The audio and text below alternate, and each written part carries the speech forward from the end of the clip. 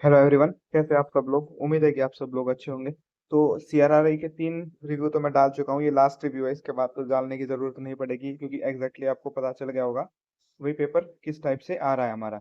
तो शुरुआत करते हैं भाई हमारे मतलब पार्ट 1 से। पार्ट 1 में अब आपको पता चल ही गया होगा पार्ट 1 और पार्ट 2 का। पार्ट ए में करना क्या है आपको, 90 मिनट के लिए टाइम आएगा। उसमें आपकी आएगी मैथ और रीजनिंग। दोनों का लेवल काफी सिंपल है, तो 90 मिनट में आप इजीली इसको कर पाएंगे।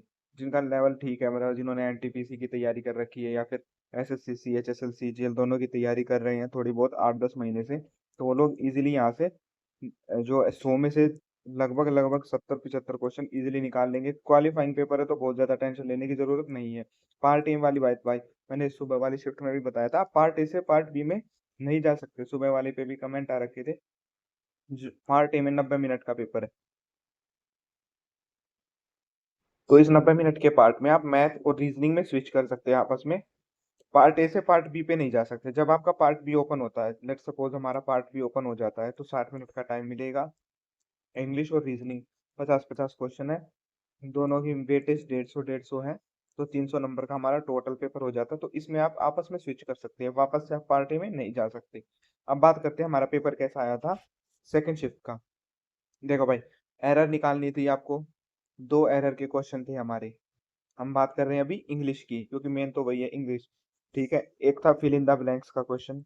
उसमें भी हमें एक वर्ड दे दिया था जो सिनोनियम से मैच करता हुआ था। अब बात करते हैं 2 सिनोनियम और 2 एंटोनियम। इस वाले शिफ्ट में आ रखे थे, कल 3-3 पूछ रखे थे भाई।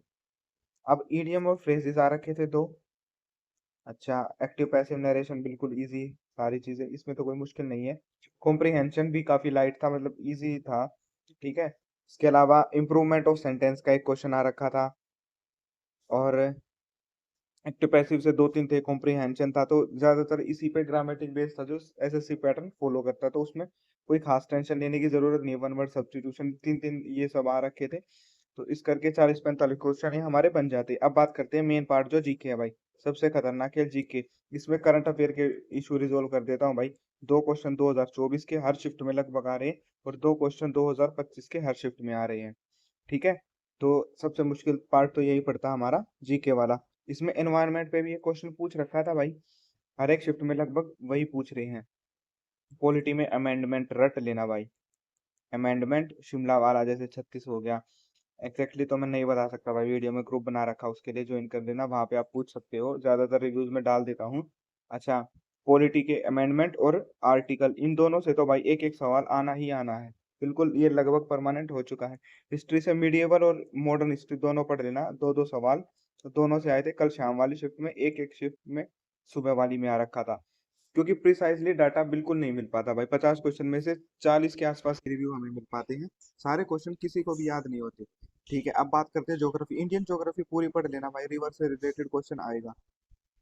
ठीक है, अब बात करते हैं हमारी इकोनॉमिक्स। इकोनॉमिक्स से बैंक से पूछ वो रेपो रेट और एनआरआर, है ना, ये क्या होता है।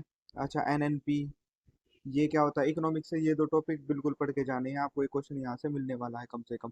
आ तो रखे थे इकोनॉमिक्स से ये तीनों क्वेश्चन।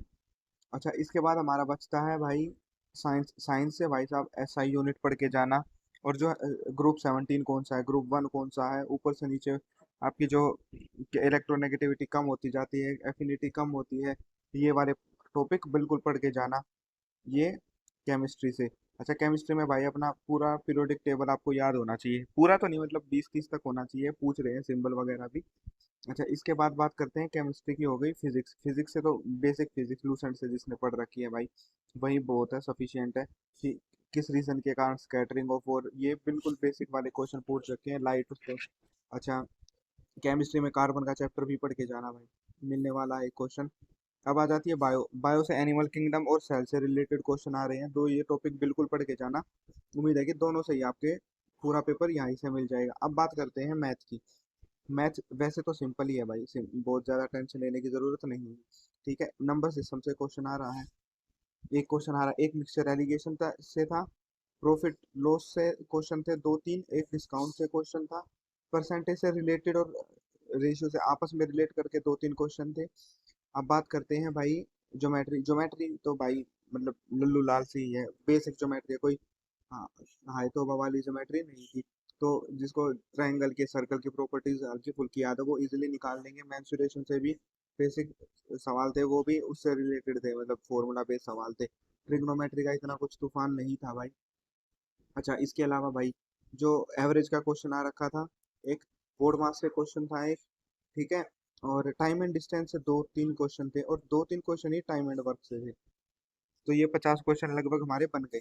अब बात करते हैं रीजनिंग की। रीजनिंग बिल्कुल बेसिक वाली, जो एसएससी के जिन्होंने 10-15 मॉक दे रखे होंगे तो उनको मालूम होगा कि भाई, है ना, सिमेंटिक एनालॉजी वाले आ रखे थे, सिंबल वाले आ रखे थे, एनालॉजी वाले क्वेश्चन आ रखे थे। फिगर से रिलेटेड होता है ना कि चार फिगर ये है तो पांचवी फिगर क्या होगी, हाँ